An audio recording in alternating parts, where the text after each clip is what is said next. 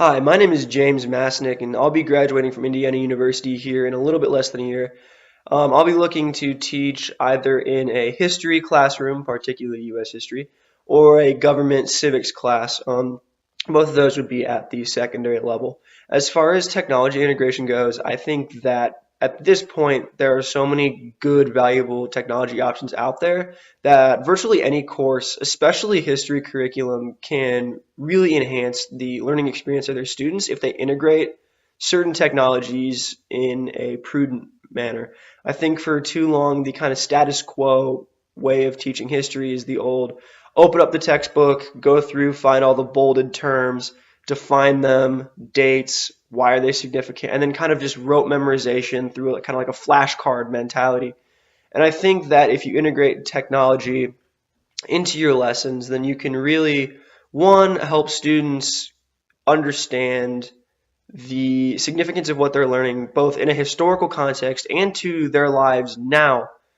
And you can really engage the student in the material. It's more interesting if you can learn these things in a more hands-on approach, or as hands-on as a history class would allow. In a hands-on kind of first-hand manner, I think that that is a really good way to help students really see the importance of what it is they're learning. And that way you also learn things about the topics you're learning that aren't just in a textbook, because that's also just a really boring way to learn. So I have a few artifacts, I'll call them artifacts, that I have created in my courses that I think integrate technology into lessons and really enhance the experience that students will have learning about this topic and really engage them in the topic. So I will go ahead and show you a few of those. All right, so this is my teacher website that I've designed. This is where I kind of house all of the class materials, tech resources, and projects that I have designed using different technology tools. So if you go over here to the class materials page, I'll just kind of run through this very quickly, and then I will pick a tool to go into more depth on. This is just an assembly of a lot of lessons that I've created using technology. This is a concept mapping tool, Poplet, that's good for going through the basics of a topic. Here I created a concept map of the U.S. Constitution. This is a online presentation I created using eMaze. It's an alternative presentation tool to PowerPoint. PowerPoint can get really bland. It doesn't really have a lot of bells and whistles, which on the one hand is good, it's easy to learn, but on the other hand, it creates some very boring presentations, and eMaze is a good alternative to that. Here I created a QR code activity that would be kind of in around the room. Students walk around scanning some QR codes, and they get to learn about U.S. presidents. And then there's a few other things down here, but I'm going to move on to an instructional project that I designed in one of my courses, and this is a civil rights web quest. I call it Picking a Side. I'm going to go ahead and open this up in a separate tab. So the point of this was that you put yourself in the shoes of an African American teenager born into the segregated South, so the 1950s. You've grown up your whole life as the object of oppression.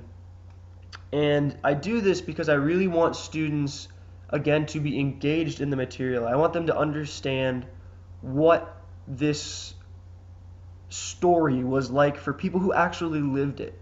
So what I did is I have pages here for three different leaders: Martin Luther King, Malcolm X, the Black Panther Party. And I'm having students pretend like they're going to get involved in the civil rights movement, and they have to go through each one of these three leaders' speeches, first-hand material that they put out. In Malcolm X's case, I have a chapter from his autobiography. In the case of the Black Panther Party, I have some propaganda flyers they handed out, and in Martin Luther King, I have his letters from a Birmingham jail that he wrote. So if you click on these pictures, it'll take you to the page within the web quest, a very brief introduction, and then some primary sources. And again, I emphasize primary sources because I don't want to, one, impart my own biases onto the material that I present to my students, and two, I don't want to impart somebody else's biases unintentionally, which is very easy to do if you don't use primary sources. So what students would do is they'd click through these speeches, they'd click on photos like that, and that would link to the letters from our Birmingham jail. You'd view the document, read it, and then you'd go through Malcolm X, do something similar, read a chapter of his autobiography, watch a speech, and then the Black Panther Party. Again, there's a video of a Black Panther rally right there. And there's also the text of their 10-point platform and their rules for membership. So this was designed to really engage students. I mean, I've said this, but I really think it's important that it was designed to engage students in what they were learning and to really enhance the experience so that they understand the historical context. Why is this important? Why was this important? Why was this important in the past, and why is this important today? I think that those are the main goals of my courses. And I think that these technology materials, both the web quest that I've created and other things, I have another video here on Reaganomics, these things are designed to really engage the students in the true historical context. I hope that through the quick overview of a lot of those artifacts, you're able to see how I really try to emphasize engaging students in history to enhance their learning experience. If you have any questions about anything you've seen in this quick introduction video, feel free to contact me. If not, I look forward to our official interview, and thank you very much for your time.